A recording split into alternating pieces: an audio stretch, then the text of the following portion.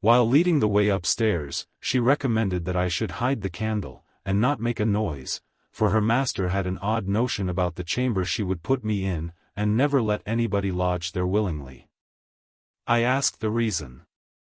She did not know, she answered. She had only lived there a year or two, and they had so many queer goings-on, she could not begin to be curious. Too stupefied to be curious myself, I fastened my door and glanced round for the bed. The whole furniture consisted of a chair, a clothes press, and a large oak case, with squares cut out near the top resembling coach windows.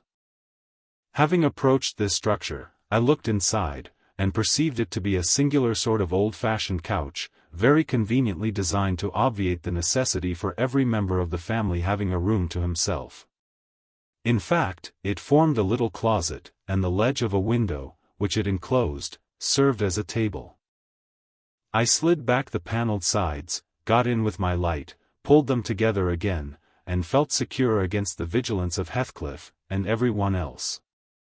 The ledge, where I placed my candle, had a few mildewed books piled up in one corner, and it was covered with writing scratched on the paint. This writing, however, was nothing but a name repeated in all kinds of characters, large and small, Catherine Earnshaw, here and there varied to Catherine Heathcliff, and then again to Catherine Linton. In vapid listlessness I leant my head against the window, and continued spelling over Catherine Earnshaw, Heathcliff, Linton, till my eyes closed, but they had not rested 5 minutes when a glare of white letters started from the dark, as vivid as spectres.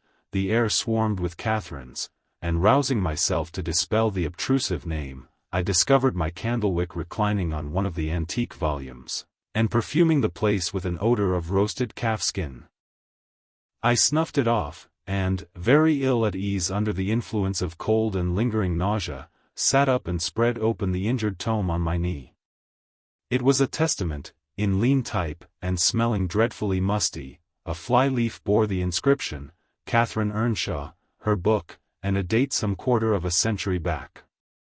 I shut it, and took up another and another, till I had examined all. Catherine's library was select, and its state of dilapidation proved it to have been well used, though not altogether for a legitimate purpose. Scarcely one chapter had escaped a pen-and-ink commentary, at least the appearance of one, covering every morsel of blank that the printer had left. Some were detached sentences, other parts took the form of a regular diary, scrawled in an unformed, childish hand. At the top of an extra page, quite a treasure, probably, when first lighted on, I was greatly amused to behold an excellent caricature of my friend Joseph, rudely, yet powerfully sketched. An immediate interest kindled within me for the unknown Catherine, and I began forthwith to decipher her faded hieroglyphics. "An awful Sunday," commenced the paragraph beneath. "I wish my father were back again. Hindley is a detestable substitute, his conduct to Heathcliff is atrocious. H. and I are going to rebel. We took our initiatory step this evening. All day had been flooding with rain, we could not go to church, so Joseph must needs get up a congregation in the garret, and, while Hindley and his wife basked downstairs before a comfortable fire, doing anything but reading their Bibles, I'll answer for it, Heathcliff, myself, and the unhappy ploughboy were commanded to take our prayer books, and mount. We were ranged in a row, on a sack of corn, groaning and shivering, and hoping that Joseph would shiver too, so that he might give us a short homily for his own sake. A vain idea. The service lasted precisely 3 hours, and yet my brother had the face to exclaim, when he saw us descending, "What, done already?" On Sunday evenings we used to be permitted to play, if we did not make much noise. Now a mere titter is sufficient to send us into corners. "You forget you have a master here," says the tyrant. "I'll demolish the first who puts me out of temper. I insist on perfect sobriety and silence." "Oh, boy! Was that you? Francis darling, pull his hair as you go by." I heard him snap his fingers. Francis pulled his hair heartily, and then went and seated herself on her husband's knee, and there they were, like two babies, kissing and talking nonsense by the hour, foolish palaver that we should be ashamed of. We made ourselves as snug as our means allowed in the arch of the dresser. I had just fastened our pinafores together, and hung them up for a curtain, when in comes Joseph, on an errand from the stables. He tears down my handiwork, boxes my ears, and croaks.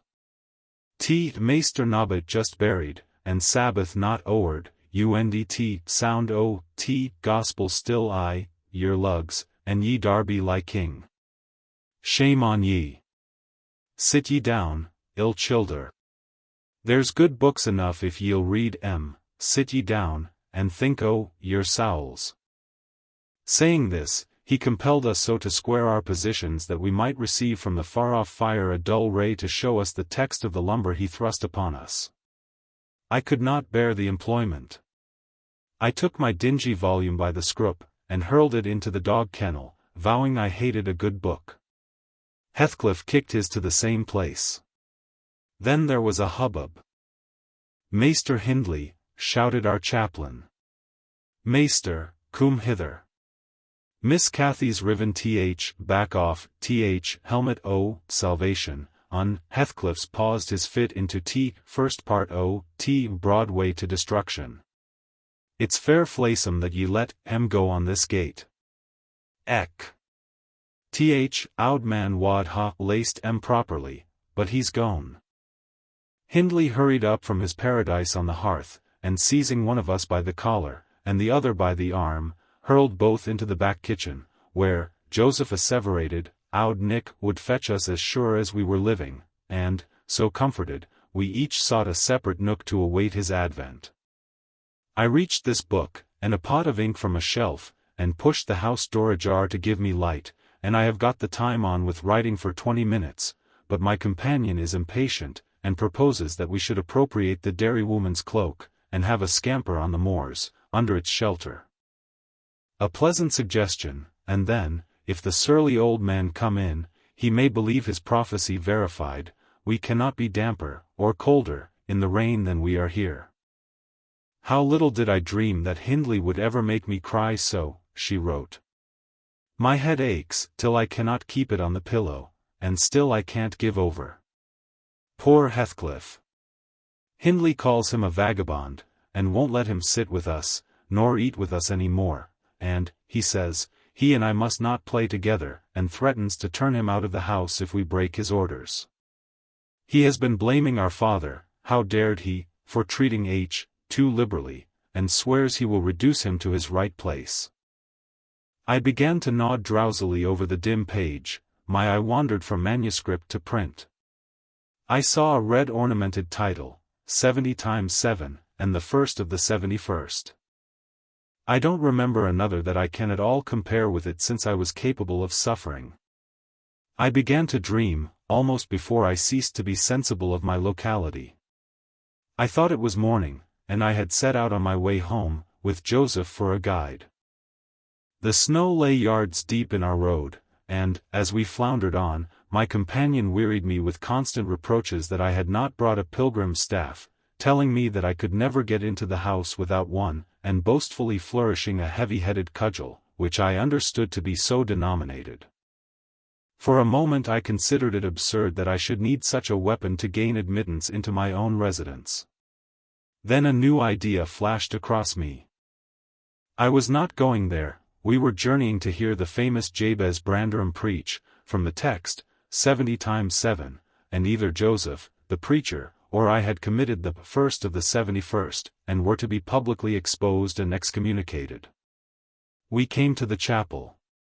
I have passed it really in my walks, twice or thrice. It lies in a hollow, between two hills, an elevated hollow, near a swamp, whose peaty moisture is said to answer all the purposes of embalming on the few corpses deposited there. The roof has been kept whole hitherto, but as the clergyman's stipend is only £20 per annum, and a house with 2 rooms, threatening speedily to determine into one, no clergyman will undertake the duties of pastor, especially as it is currently reported that his flock would rather let him starve than increase the living by 1 penny from their own pockets. However, in my dream, Jabez had a full and attentive congregation, and he preached, good God! What a sermon, divided into 490 parts, each fully equal to an ordinary address from the pulpit, and each discussing a separate sin. Where he searched for them, I cannot tell. He had his private manner of interpreting the phrase, and it seemed necessary the brother should sin different sins on every occasion. They were of the most curious character, odd transgressions that I never imagined previously. Oh, how weary I grew! How I writhed, and yawned, and nodded, and revived! How I pinched and pricked myself, and rubbed my eyes, and stood up, and sat down again, and nudged Joseph to inform me if he would ever have done. I was condemned to hear all out. Finally, he reached the first of the 71st. At that crisis, a sudden inspiration descended on me. I was moved to rise and denounce Jabez Branderham as the sinner of the sin that no Christian need pardon. Sir, I exclaimed, sitting here within these four walls, at one stretch, I have endured and forgiven the 490 heads of your discourse. 70 times 7 times have I plucked up my hat and been about to depart, 70 times 7 times have you preposterously forced me to resume my seat. The 491st is too much. Fellow martyrs, have at him. Drag him down, and crush him to atoms, that the place which knows him may know him no more. Thou art the man, cried Jabez, after a solemn pause, leaning over his cushion. 70 times 7 times didst thou gapingly contort thy visage, 70 times 7 did I take counsel with my soul, lo, this is human weakness, this also may be absolved. The first of the 71st is come. Brethren, execute upon him the judgment written. Such honor have all his saints. With that concluding word, the whole assembly, exalting their pilgrim staves, rushed round me in a body, and I, having no weapon to raise in self-defense, commenced grappling with Joseph, my nearest and most ferocious assailant, for his. In the confluence of the multitude, several clubs crossed, blows, aimed at me, fell on other sconces. Presently the whole chapel resounded with rappings and counter-rappings, every man's hand was against his neighbor, and Branderham, unwilling to remain idle, poured forth his zeal in a shower of loud taps on the boards of the pulpit, which responded so smartly that, at last, to my unspeakable relief, they woke me. And what was it that had suggested the tremendous tumult? What had played Jabez's part in the row? Merely the branch of a fir tree that touched my lattice as the blast wailed by, and rattled its dry cones against the panes. I listened doubtingly an instant, detected the disturber, then turned and dozed, and dreamt again, if possible, still more disagreeably than before. This time, I remembered I was lying in the oak closet, and I heard distinctly the gusty wind, and the driving of the snow. I heard, also, the fir bough repeat its teasing sound, and ascribed it to the right cause, but it annoyed me so much, that I resolved to silence it, if possible, and, I thought, I rose and endeavored to unhasp the casement. The hook was soldered into the staple, a circumstance observed by me when awake, but forgotten. I must stop it, nevertheless. I muttered, knocking my knuckles through the glass, and stretching an arm out to seize the importunate branch, instead of which, my fingers closed on the fingers of a little, ice-cold hand. The intense horror of nightmare came over me. I tried to draw back my arm, but the hand clung to it, and a most melancholy voice sobbed. "Let me in, let me in." "Who are you?" I asked, struggling, meanwhile, to disengage myself. "Catherine Linton," it replied, shiveringly. Why did I think of Linton? I had read Earnshaw 20 times for Linton. I'm come home, I'd lost my way on the moor. As it spoke, I discerned, obscurely, a child's face looking through the window. Terror made me cruel, and, finding it useless to attempt shaking the creature off, I pulled its wrist onto the broken pane, and rubbed it to and fro till the blood ran down and soaked the bedclothes. Still it wailed, "Let me in," and maintained its tenacious gripe, almost maddening me with fear. "How can I?" I said at length. "Let me go, if you want me to let you in." The fingers relaxed, I snatched mine through the hole, hurriedly piled the books up in a pyramid against it, and stopped my ears to exclude the lamentable prayer. I seemed to keep them closed above a quarter of an hour, yet, the instant I listened again, there was the doleful cry moaning on. "Begone!" I shouted. "I'll never let you in, not if you beg for 20 years. "It is 20 years, mourned the voice, 20 years. I've been a waif for 20 years. Thereat began a feeble scratching outside, and the pile of books moved as if thrust forward. I tried to jump up, but could not stir a limb, and so yelled aloud, in a frenzy of fright. To my confusion, I discovered the yell was not ideal. Hasty footsteps approached my chamber door, somebody pushed it open, with a vigorous hand, and a light glimmered through the squares at the top of the bed. I sat shuddering, yet, and wiping the perspiration from my forehead. The intruder appeared to hesitate, and muttered to himself. At last, he said, in a half-whisper, plainly not expecting an answer. "Is anyone here?" I considered it best to confess my presence, for I knew Heathcliff's accents, and feared he might search further, if I kept quiet. With this intention, I turned and opened the panels. I shall not soon forget the effect my action produced. Heathcliff stood near the entrance, in his shirt and trousers, with a candle dripping over his fingers, and his face as white as the wall behind him. The first creak of the oak startled him like an electric shock. The light leaped from his hold to a distance of some feet, and his agitation was so extreme, that he could hardly pick it up. "It is only your guest, sir," I called out, desirous to spare him the humiliation of exposing his cowardice further. I had the misfortune to scream in my sleep, owing to a frightful nightmare. "I'm sorry I disturbed you." "Oh, God confound you, Mr. Lockwood. I wish you were at the," commenced my host, setting the candle on a chair, because he found it impossible to hold it steady. "And who showed you up into this room?" he continued, crushing his nails into his palms, and grinding his teeth to subdue the maxillary convulsions. "Who was it? I've a good mind to turn them out of the house this moment." "It was your servant Zillah," I replied, flinging myself onto the floor, and rapidly resuming my garments. "I should not care if you did, Mr. Heathcliff, she richly deserves it. I suppose that she wanted to get another proof that the place was haunted, at my expense. Well, it is, swarming with ghosts and goblins.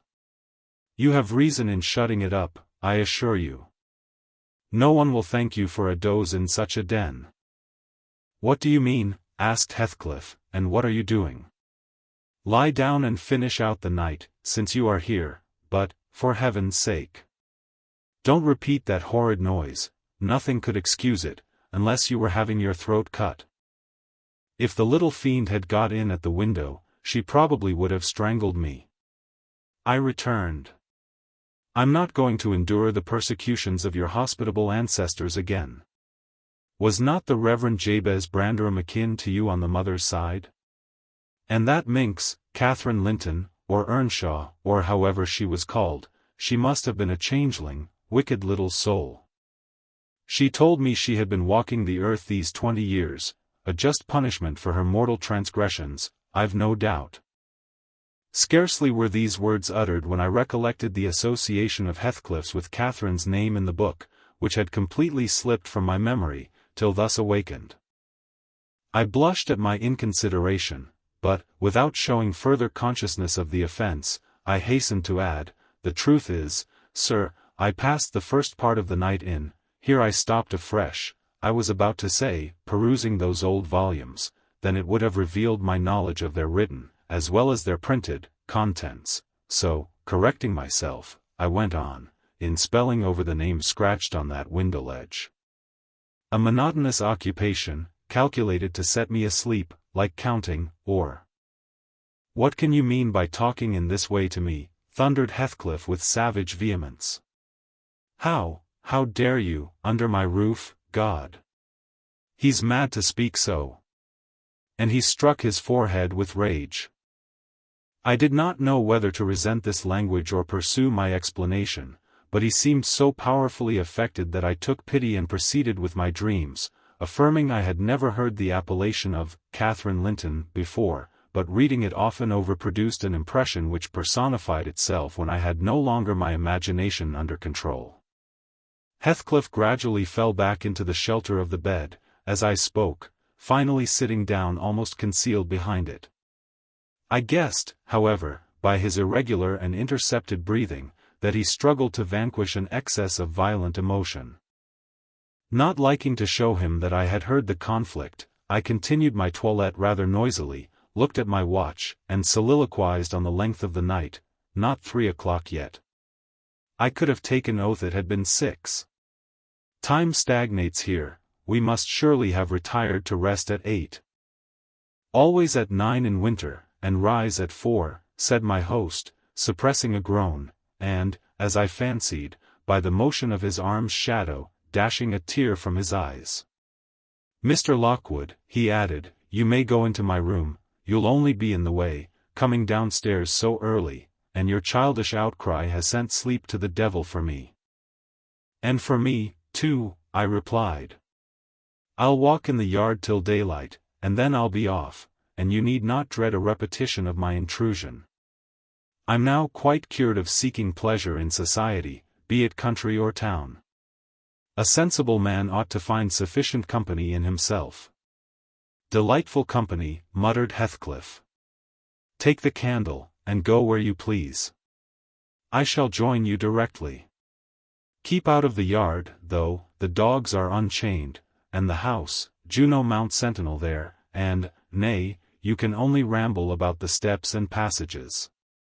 But, away with you. I'll come in 2 minutes. I obeyed, so far as to quit the chamber, when, ignorant where the narrow lobbies led, I stood still, and was witness, involuntarily, to a piece of superstition on the part of my landlord which belied, oddly, his apparent sense. He got onto the bed, and wrenched open the lattice, bursting, as he pulled at it, into an uncontrollable passion of tears. Come in. Come in, he sobbed. Cathy, do come. Oh, do, once more. Oh. My heart's darling. Hear me this time, Catherine, at last. The spectre showed a spectre's ordinary caprice, it gave no sign of being, but the snow and wind whirled wildly through, even reaching my station, and blowing out the light. There was such anguish in the gush of grief that accompanied this raving, that my compassion made me overlook its folly, and I drew off, half angry to have listened at all, and vexed at having related my ridiculous nightmare, since it produced that agony, though why was beyond my comprehension. I descended cautiously to the lower regions, and landed in the back kitchen, where a gleam of fire, raked compactly together, enabled me to rekindle my candle. Nothing was stirring except a brindled, grey cat, which crept from the ashes, and saluted me with a querulous mew. 2 benches, shaped in sections of a circle, nearly enclosed the hearth. On one of these I stretched myself, and Grimalkin mounted the other. We were both of us nodding ere any one invaded our retreat, and then it was Joseph, shuffling down a wooden ladder that vanished in the roof, through a trap, the ascent to his garret, I suppose. He cast a sinister look at the little flame which I had enticed to play between the ribs, swept the cat from its elevation, and bestowing himself in the vacancy, commenced the operation of stuffing a 3-inch pipe with tobacco. My presence in his sanctum was evidently esteemed a piece of impudence too shameful for remark. He silently applied the tube to his lips, folded his arms, and puffed away. I let him enjoy the luxury unannoyed, and after sucking out his last wreath, and heaving a profound sigh, he got up, and departed as solemnly as he came. A more elastic footstep entered next, and now I opened my mouth for a "good morning," but closed it again, the salutation unachieved, for Herr Ton Earnshaw was performing his orison sotto voce, in a series of curses directed against every object he touched, while he rummaged a corner for a spade or shovel to dig through the drifts. He glanced over the back of the bench, dilating his nostrils, and thought as little of exchanging civilities with me as with my companion the cat. I guessed, by his preparations, that egress was allowed, and, leaving my hard couch, made a movement to follow him. He noticed this, and thrust at an inner door with the end of his spade, intimating by an inarticulate sound that there was the place where I must go, if I changed my locality. It opened into the house, where the females were already astir, Zillah urging flakes of flame up the chimney with a colossal bellows, and Mrs. Heathcliff, kneeling on the hearth, reading a book by the aid of the blaze. She held her hand interposed between the furnace heat and her eyes, and seemed absorbed in her occupation, desisting from it only to chide the servant for covering her with sparks, or to push away a dog, now and then, that snuzzled its nose over forwardly into her face. I was surprised to see Heathcliff there also.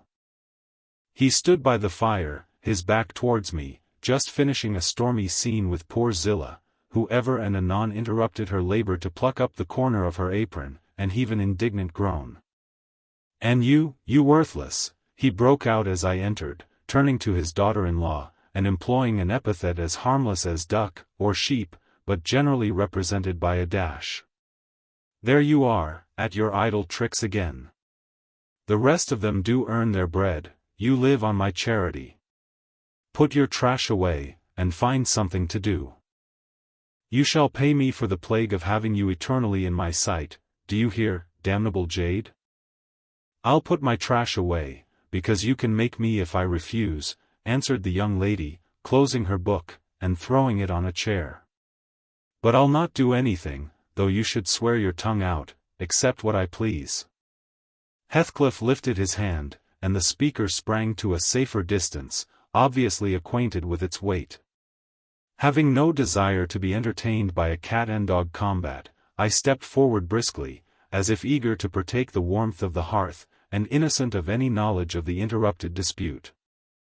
Each had enough decorum to suspend further hostilities. Heathcliff placed his fists, out of temptation, in his pockets. Mrs. Heathcliff curled her lip, and walked to a seat far off, where she kept her word by playing the part of a statue during the remainder of my stay. That was not long. I declined joining their breakfast, and, at the first gleam of dawn, took an opportunity of escaping into the free air, now clear, and still, and cold as impalpable ice. My landlord hallooed for me to stop ere I reached the bottom of the garden, and offered to accompany me across the moor.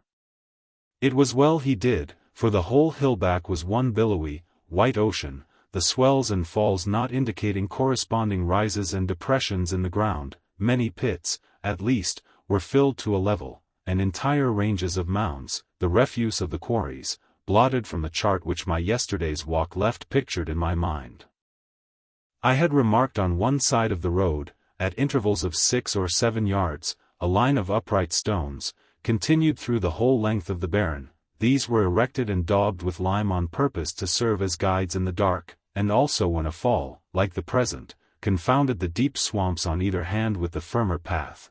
But, excepting a dirty dot pointing up here and there, all traces of their existence had vanished, and my companion found it necessary to warn me frequently to steer to the right or left, when I imagined I was following, correctly, the windings of the road. We exchanged little conversation, and he halted at the entrance of Thrushcross Park, saying, I could make no error there. Our adieus were limited to a hasty bow, and then I pushed forward, trusting to my own resources, for the porter's lodge is untenanted as yet. The distance from the gate to the grange is 2 miles, I believe I managed to make it 4, what with losing myself among the trees, and sinking up to the neck in snow, a predicament which only those who have experienced it can appreciate. At any rate, whatever were my wanderings, the clock chimed 12 as I entered the house, and that gave exactly an hour for every mile of the usual way from Wuthering Heights. My human fixture and her satellites rushed to welcome me, exclaiming, tumultuously, they had completely given me up. Everybody conjectured that I perished last night, and they were wondering how they must set about the search for my remains. I bid them be quiet, now that they saw me returned, and, benumbed to my very heart, I dragged upstairs, whence, after putting on dry clothes, and pacing to and fro 30 or 40 minutes, to restore the animal heat, I adjourned to my study, feeble as a kitten, almost too much so to enjoy the cheerful fire and smoking coffee which the servant had prepared for my refreshment.